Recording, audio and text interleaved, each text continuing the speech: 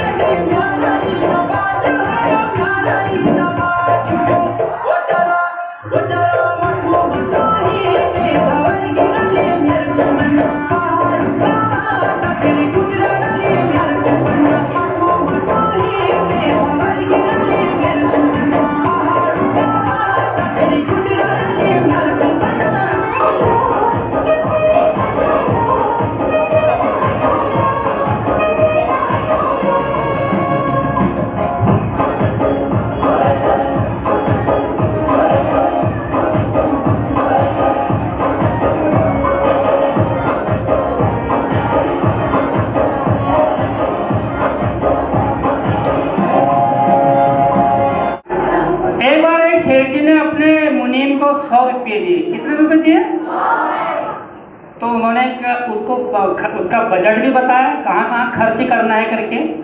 तो फिर उन्होंने कुछ दिनों बाद मुनीम जी से पूछा, मुनीम जी, उन्होंने बोला हाँ सेठ जी फरमाइए, जो हमने आपको 100 रुपया दिया था उसका हिसाब बताइए। अब मुनीम जी हिसाब बताते हैं, कैसे बताते हैं? 10 रुपये की गाय खरीदी, 10 रुपये की रस्सी, शेष रहे 80। 10 रुपये की गाय खरीदी, 10 रुपये की रस्सी, अरे शेष रहे 80। सेठ जी हिसाब सुनते जाना, सेठ जी हिसाब सुनते जाना। 10 रुपये की गाय खरीदी, 10 रुपये की लाठी, शेष रहे 60। ओ सेठ जी हिसाब सुनते जाना। अरे 10 रुपये का बूट खरीदा, 10 रुपये का पालिश, 10 रुपये का बूट खरीदा, 10 रुपये का पालिश, शेष रहे 40। ओ सेठ जी हिसाब सुनते जाना। 10 रुपये की कॉफी खरीदी, 10 रुपये की फीस, 10 रुपये की कॉफी खरीदी, 10 रुपये की फीस, और शेष रहे 20। सेठ जी हिसाब सुनते जाना। 10 रुपये की फ्राक खरीदी, 10 रुपये की चुन्नी।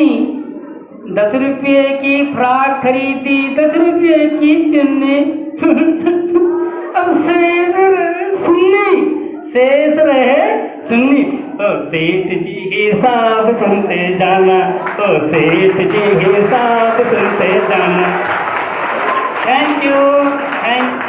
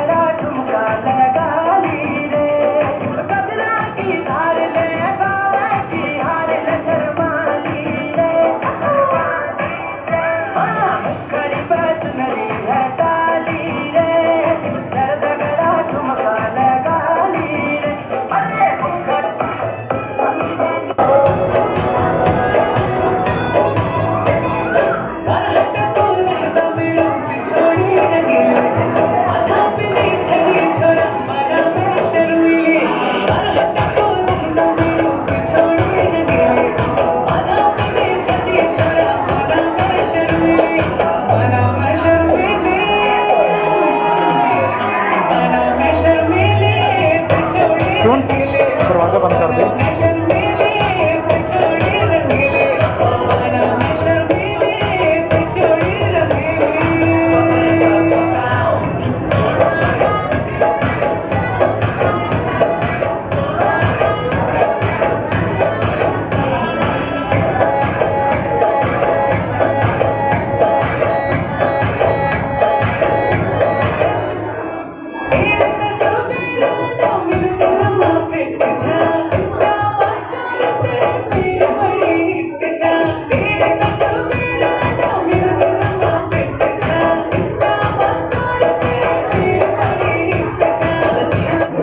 डॉक्टर सर्वपल्ली राधाकृष्णन जी के जन्म दिवस को शिक्षक दिवस के रूप में हम सब मनाते आ रहे हैं। शिक्षक दिवस की विद्यालय परिवार की ओर से सभी बच्चों को, अध्यापकों को जो इस शिक्षा के क्षेत्र में अपना अमूल्य योगदान देकर नई पीढ़ी को एक नई दिशा, नया बोध और उन्हें एक नई पहचान दिलाने का काम कर रहे हैं, सभी को बहुत बहुत शुभकामनाएं। बातें नहीं करेंगे। शिक्षा आजीवन चलने वाली प्रक्रिया है, हम सब उसके घटक हैं।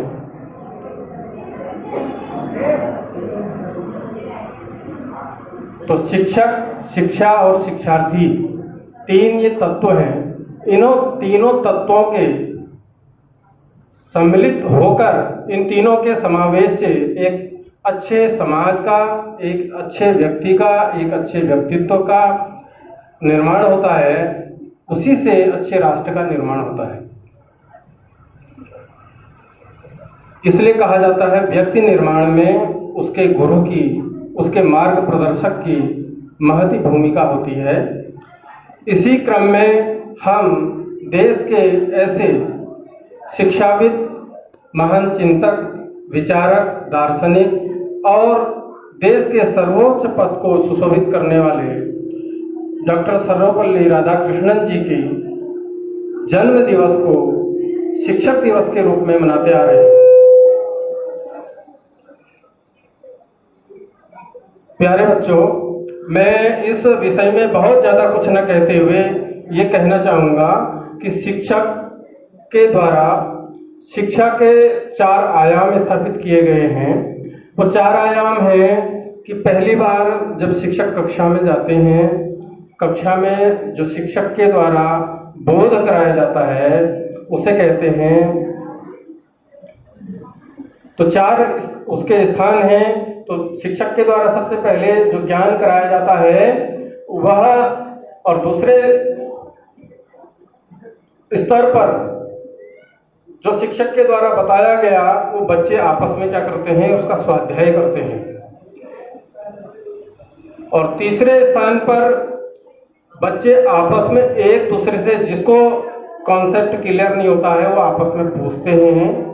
और चौथे स्तर पर वह शिक्षा का अंतिम सर्वोच्च आयाम है, जब बच्चा जो भी उसने यूनिट पढ़ी, जो उसने समझ ली और अपनी कक्षा से एक कक्षा नीचे की कक्षा के अपने भाई को वो पढ़ा लेता है, वही शिक्षा का सर्वोच्च स्थान है। तो इसके लिए महर्षि पतंजलि ने कहा है, सबसे पहले आगम, दूसरा है स्वाध्याय, सबसे पहले आगम, फिर है स्वाध्याय, फिर है आगम कालीन, फिर है व्यवहार, आपस में चर्चा करते हैं। दूसरे में स्वाध्याय करते हैं, तीसरे में आपस में चर्चा करते हैं, और अंतिम में प्रवचन काल, यानी वह बच्चा इंटर क्लास में पढ़ने वाला बच्चा अपने 8वीं के भाई को पढ़ा लेता है, 10वीं को पढ़ा लेता है। यह शिक्षा का सर्वोच्च आयाम है। तो इसी तरह से हम शिक्षा की गुणात्मक शिक्षा की ओर बढ़ सकेंगे, इस आयाम की तरफ बढ़ेंगे। तो इसके लिए हमें शिक्षा के क्षेत्र में आगे बढ़ने के लिए शिक्षक दिवस के दिन संकल्प लेना होगा कि हम मन से, वचन से और कर्म से अनुशासन के रूप में, कार्य के रूप में, व्यवस्था के रूप में जो भी हमें दायित्व दिया जाएगा हम उसका पालन कर सकें, और अपने उद्देश्य को, लक्ष्य को निर्धारित करके हम निरंतर उसकी ओर बढ़ने का प्रयास करेंगे, प्रयत्नशील रहेंगे। शिक्षक दिवस के रूप में हमारे लिए यही संकल्प आगे चल करके हमारा पाथेय बनेगा, हमें अपने उस उद्देश्य को प्राप्त कराएगा। आज के इस दिवस पर पुनः मैं सभी का हार्दिक अभिनंदन और पुनः बधाई देता हूँ। उसके